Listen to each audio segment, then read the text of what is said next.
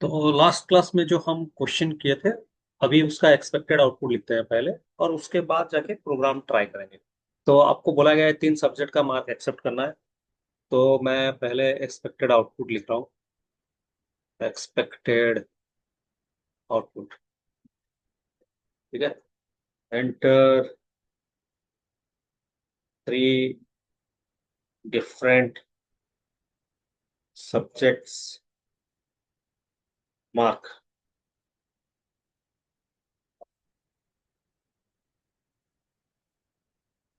तो ऊपर जो लिया था वही मार्क ले रहा हूँ, 80, 90 और 60।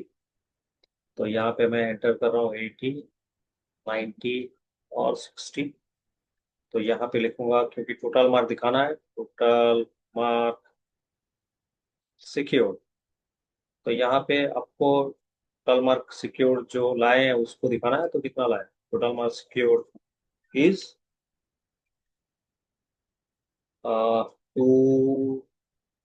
230, right? 230। And percentage of marks obtained is आपका कितना आया था लास्ट टाइम हम कैलकुलेट किए थे? 76.66। ओके। तो 76.66। तो इसी के लिए हमें अभी प्रोग्राम लिखना है, ठीक है ना? तो मैं इसको छोटा कर दिया और इसको मैं थोड़ा साइड कर दे रहा हूँ। क्यों साइड कर रहा हूँ? रीजन ये है कि हम अभी इसको यही एक्सपेक्टेड आउटपुट देख के प्रोग्राम लिखने के लिए ट्राई करेंगे, ठीक है ना? इसी को देख के लिखने के लिए ट्राई करेंगे, तो मैं इसको साइड में रखते रहूँ ताकि हमें इजी हो समझने में कि हम क्या कर रहे हैं एक्चुअली। ठीक है। और उस हिसाब से मैं आपको ऑनलाइन कंपाइलर ओपन कर रहा हूँ और फिर कोड लिखेंगे। Online online C compiler. तो मैं क्या कर रहा हूँ, इसको थोड़ा छोटा कर दे रहा हूँ।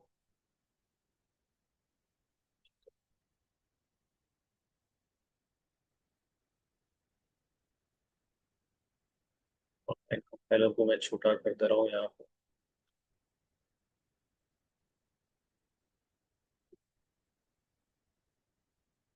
ठीक है। और थोड़ा थोड़ा साइज को छोटा कर दिया। ठीक है। तो अब क्या करते हैं, हम यहाँ पे प्रोग्राम लिखने के लिए ट्राई करते हैं। और पहले इसको, इस लाइन को क्लियर करते हैं।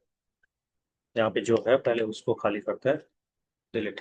तो जैसे कि हर प्रोग्राम में लिखना है hash include stdio dot h, वो लिखना है hash include stdio dot h void में। तो मैं अभी क्या कर रहा हूँ, जब भी प्रोग्राम लिख रहा हूँ वेरिएबल में बाद में डिक्लेयर करूंगा, जो जब जरूरत होगा तब डिक्लेयर करूंगा। और अभी हम क्या करते हैं, पहले देखते हैं कि हमें क्या लाइन चाहिए पहले। तो अगर मैं यहाँ पे आऊँ, तो हमें ये लाइन पहले प्रिंट करना है, ठीक है ना? ये लाइन पहले प्रिंट करना है, क्या है? Enter 3 subjects mark. और अगर आपको यही स्क्रीन में दिखाना है, तो हम जानते हैं कि प्रिंटफ के अंदर उसको अगर हम लिखें तो हमारा काम हो जाएगा। तो मैं क्या कर रहा हूँ अभी, इसको पहले प्रिंटफ के अंदर डाल दे रहा हूँ। तो मैं वेरिएबल डिक्लेरेशन के लिए जगह छोड़ दिया, printf enter 3 different subjects mark. ठीक है। और मैं कोलन दिया था, कोलन भी दे दे रहा हूँ। और लास्ट में आपको सेमीकोलन देना कंपलसरी। तो ये पहले आ गया आपका एंटर 3 सब्जेक्ट्स मार्क। फिर क्या चाहिए आपको? आपको चाहिए 3 सब्जेक्ट्स का मार्क इनपुट करना। तो ये आपका इनपुट पार्ट है, 1, 2, 3। तो मतलब 3 नंबर्स आपको इनपुट करना है। और मैं एज्यूम कर रहा हूँ कि यहाँ पे कोई भी फ्रैक्शनल में नंबर नहीं आ रहा है, मतलब कोई भी पॉइंट में वैल्यूज नहीं इनपुट हो रहा है। तो अगर वैसा है, तो हम 3 सब्जेक्ट्स का मार्क पहले लेते हैं। तो क्योंकि तीनों होल नंबर में होगा, तो मैं इसके लिए इंटीजर बना दे रहा हूँ। Integer mark 1, mark 2, mark 3। तो आप ए बी सी भी कर सकते हैं, या जो भी इंटरेस्ट है आपका वेरिएबल वही ले सकता है। और यहाँ पे सेमीकोलन दे रहा हूँ क्योंकि अभी मुझे 3 नंबर इनपुट ही करना है। तो 3 नंबर अगर इनपुट करूं, हम जानते हैं कि स्कैनएप ही होगा जो कि आपका 3 नंबर एक्सेप्ट कर सकता है।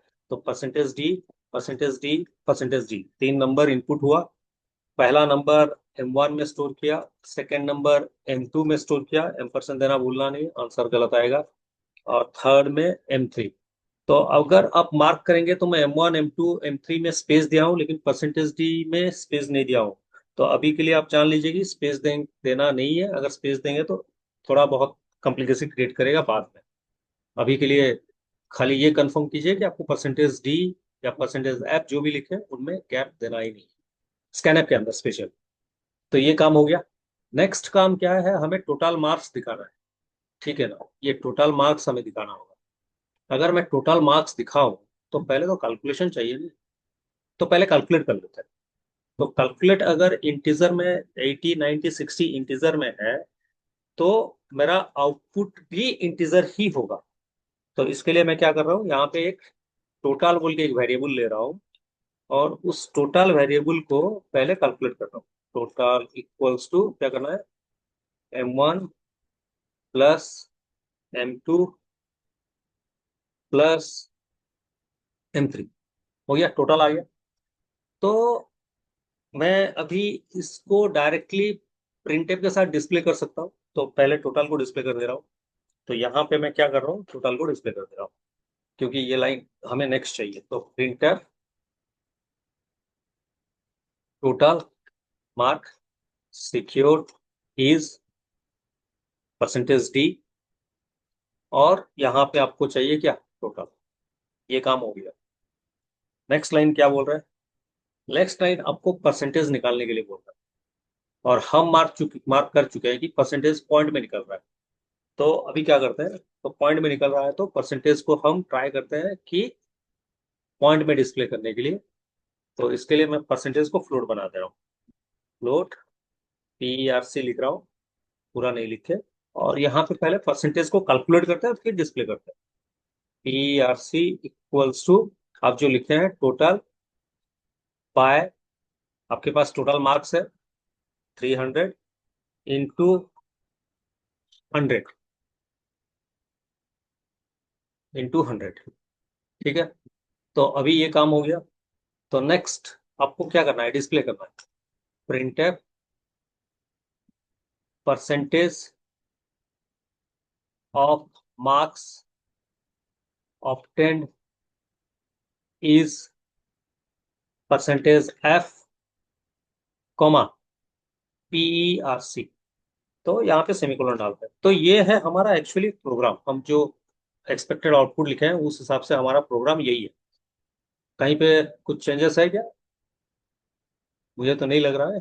तो आप लिखने के बाद, यहाँ होने के बाद, अभी आपका काम है कि आप इसको पहले रन करके देखो। और आप जो वैल्यू दे रहे हो वही आंसर मिल रहा है क्या, टेस्ट करो। अगर वही आंसर आपको मिल रहा है then it is quite good. अगर नहीं मिल रहा है तो ट्राई कीजिए ढूंढने के लिए कि क्यों आपका आंसर नहीं मिल रहा है। ठीक है, अभी के लिए मैं यहीं पे बंद कर रहा हूँ। और फिर नेक्स्ट क्लास में, नेक्स्ट वीडियो में हम डिस्कस करेंगे कि हमारे हिसाब से आंसर क्यों नहीं मिल रहा है। ठीक है।